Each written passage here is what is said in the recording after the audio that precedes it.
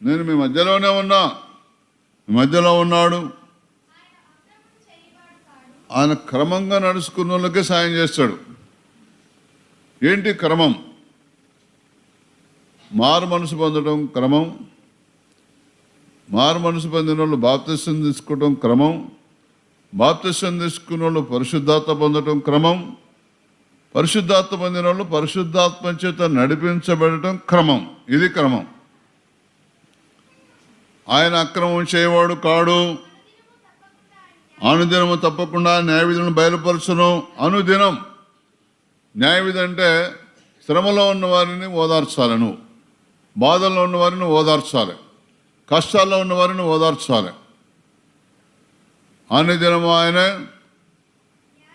న్యాయవిధి. న్యాయవిధి అంటే అర్థం ఏంటిదో 72వ కీర్తన 1-2 వచనం చదవండి.